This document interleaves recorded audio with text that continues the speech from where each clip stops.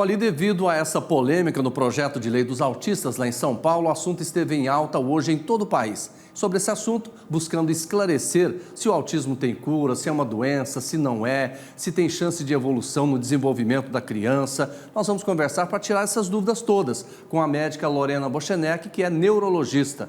Doutora Lorena, boa noite para a senhora. Boa noite. Olha, é importante eu vou até fazer essas perguntas para a gente clarear de uma vez. O autismo não é uma doença, então? O autismo é um prejuízo, que apresenta um déficit no desenvolvimento neurológico como um todo. Então, existe sim um comprometimento no desenvolvimento neurológico da pessoa, que vai apresentar certas dificuldades, certos prejuízos, de níveis variados, dependendo de pessoa para pessoa. Mas é certo que existe sim um prejuízo, existe sim um comprometimento da saúde dessa pessoa, especificamente no desenvolvimento neurológico. Pois é, de acordo com a posição do governo de São Paulo em relação a esse projeto, deu a entender que não, o autismo depois de um certo tempo ele tem cura. Isso não é verdade, né? Não. O autismo é uma doença do desenvolvimento neurológico. É uma condição permanente. O que pode ser feito são diagnósticos precoces para intervenções precoces para minimizar os danos que essa doença ocasiona na pessoa. Logo, é uma condição de um prejuízo no desenvolvimento que fica permanente. É claro que as condições, conforme o tratamento, conforme a reabilitação, vão melhorando. É para isso que a gente trabalha, para melhorar, para otimizar, mas não há cura para tal doença. Doutora Lorena, essa condição, ela tem níveis diferentes para as pessoas? Como é que é? Tem. Nós designamos como um transtorno do desenvolvimento global, geral.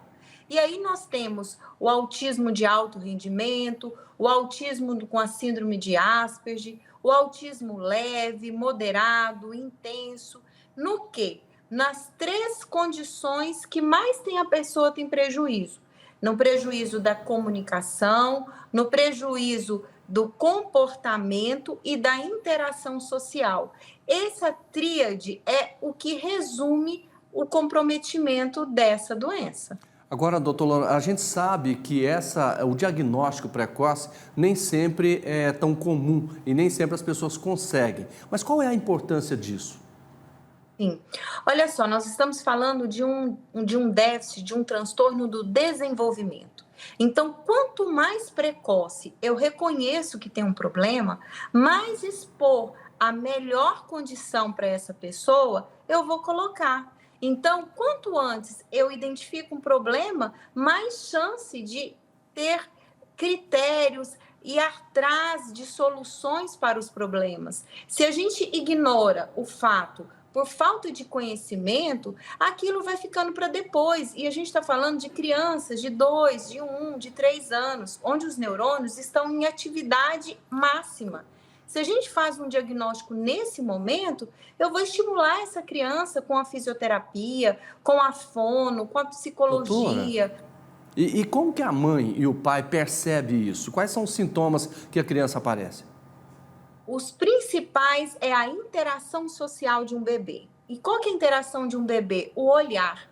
O bebê, ele tem uma preferência para olhar para a imagem da face da mãe e vai direcionando o rostinho para onde está essa imagem. A criança que não tem esse olhar, que vai ao encontro do olhar da mãe ou da pessoa que estiver fazendo essa função, a gente tem que abrir um ponto de interrogação.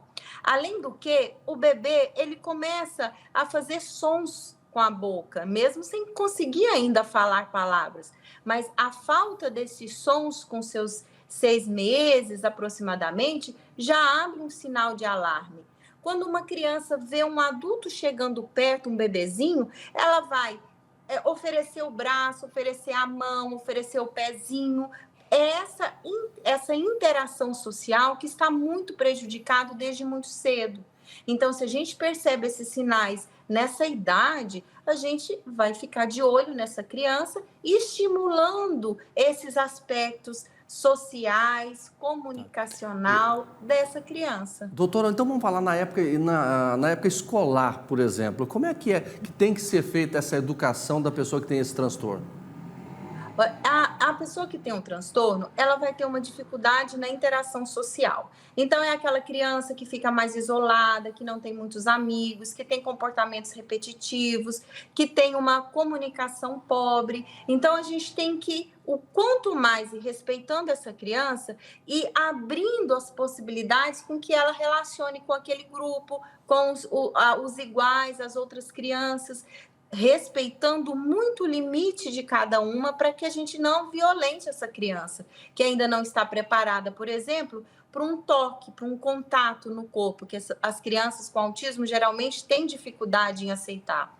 Então, nós temos que estimular e não excluir, porque a exclusão causa um isolamento, que é o ponto X da questão da doença. Tá certo. Doutora Lorena, muito obrigado, boa noite, bom final de semana. Eu que agradeço, muito obrigada. Igualmente.